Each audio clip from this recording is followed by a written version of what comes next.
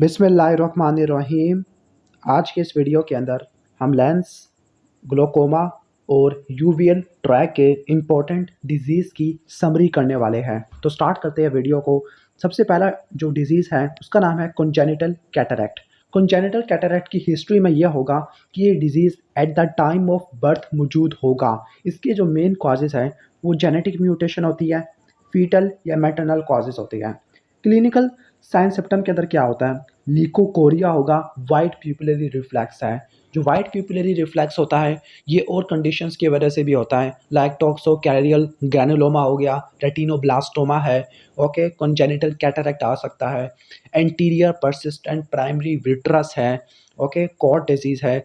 इन conditions के अंदर ये ल्यूकोकोरिया देखने को मिल सकता है। विजुअल इम्पेयरमेंट होती है और एबनॉर्मल आई मूवमेंट होती है। इन्वेस्टिगेशन किस तरह से करोगे? नंबर 1 ऑकुलर एग्जामिनेशन है। ऑकुलर एग्जामिनेशन के अंदर 5 चीज़ें आती है। नंबर 1 ऑप्थेल्मोस्कोपी, डायरेक्ट या indirect. Number 2 retinoscopy. Number 3 tonometry, ये चेक करने के लिए कि इंट्राओकुलर प्रेशर क्या है, और ए और बी स्कैन करते हैं। सिस्टेमिक एग्जाम के अंदर सीरम ग्लूकोज, कैल्शियम फॉस्फेट, ग्लैक्टोकाइनेस के लेवल देखा जाता है जो कि यूरिन एनालिसिस से करते हैं।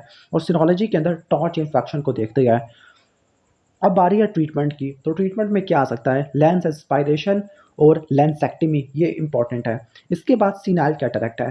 सीनाइल cataract common cause of acquired cataract है। एज रिलेटेड कैटरैक्ट होता है। इसको मजीद 3 में डिवाइड करते हैं। पोस्टीरियर सब कैप्सूलर कैटरैक्ट, जिसको क्यूपोलीफॉर्म कहते हैं। कॉर्टिकल, जिसको क्यूनिफॉर्म या सॉफ्ट कैटरैक्ट कहते हैं। न्यूक्लियर, जिसको हार्ड कैटरैक्ट कहते हैं।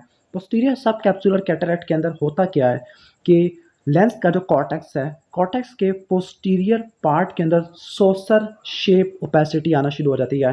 विजुअल डिटोरिएशन होती है, okay, specifically during day time due to pupillary constriction. इसके बाद है कॉर्टिकल क्यूनिफॉर्म सॉफ्ट कैटरैक्ट। इसके अंदर हाइड्रेशन होती है, प्रोटीन की डीनेचुरेशन या कोआगुलेशन होती है। इसकी डिफरेंट स्टेजेस है, लाइक स्टेज 1 नंबर 1 के अंदर लैमिले सेपरेट हो जाती है, ग्लियर क्रिएट होता है। स्टेज 2 में इंसिपिएंट कैटरैक्ट होता है, वेज शेप या क्यूनिफॉर्म ओपेसिटीज होती है, विजुअल एक्यूटी कम होती है, डिप्लोपिया होता है, कलर्ड हैलोस होते हैं। टाइप 3 को या स्टेज 3 को इमेच्योर कहते हैं। यहाँ पर हाइपर मेट्रोपिक शिफ्ट आती है। स्टेज 4 को इंट्यूमेसेंट कैटरैक्ट कहते हैं। यहाँ पर एंगल क्लोयर ग्लोकोमा होता है। स्टेज 5 को मैच्योर कैटरैक्ट कहते हैं। अब इसके फेट क्या होता है कॉर्टिकल का? हाइपर मैच्योर कैटरैक्ट बन सकता है, मोरगैगन कैटरैक्ट बन सकता है, या लेंस की सबलुक्सेशन करवा सकता होता है। ओके, ठीक हो गया। इसके बाद न्यूक्लियर और हार्ट कैटरैक्ट है। ये यूवी रेडिएशन की वजह से होता है। न्यूक्लियस की स्क्लेरोसिस होती है, ओके, ब्लैक कैटरैक्ट बनता है, फिर मैच्योर है, फिर मायोपिक शिफ्ट होती है। अब इन्वेस्टिगेशन क्या होगी? ऑप्थेल्मोस्कोपी, स्लिट लैम्प एग्जामिनेशन और रेटिनोस्कोपी। ट्रीटमेंट के बारे में क्या है? ट्रीटमेंट सर्जिकल या नॉन सर्जिकल हो सकता है। नॉन सर्जिकल में स्पेक्टिकल्स पहन ले, डार्क ग्लासेस और मेडियाटिक ड्रॉप्स।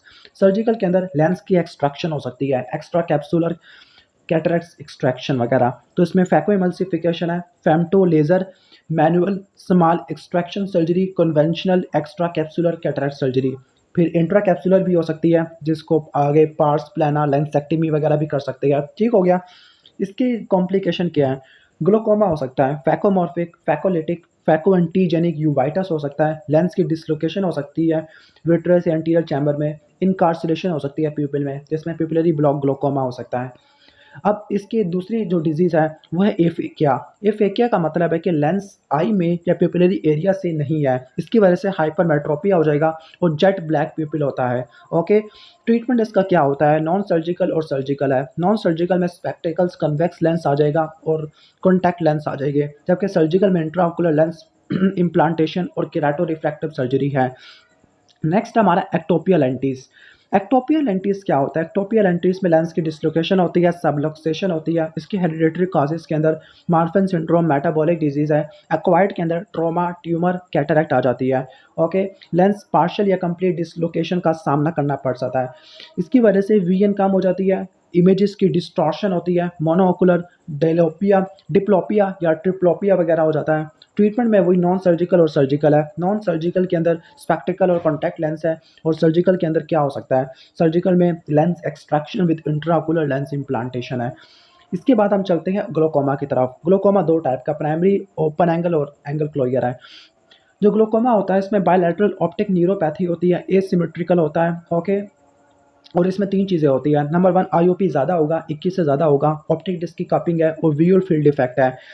अब आईओपी को चेक करने के लिए टोनोमीटर कहते हैं, फंडस को देखने के लिए फंडोस्कोपी, एंगल को देखने के लिए गोनियोस्कोपी, विजुअल फील्ड इफेक्ट को देखने के लिए पेरीमीट्री है, water drinking test, confocal, scanning laser, tomography, nerve fibre layer analyser, optic nerve head analyser है।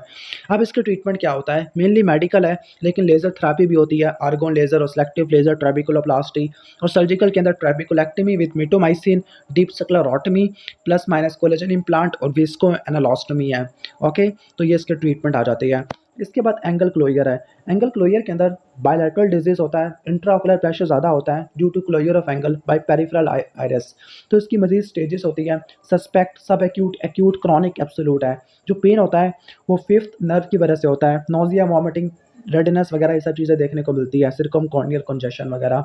ट्रीटमेंट इसका क्या होगा? मेडिकल में एस्ट्राजोलामाइड, हाइपरओस्मोटिक एजेंट, पाइलोकार्पिन और एनाल्जेसिक। इसका निमोनिक क्या होता है?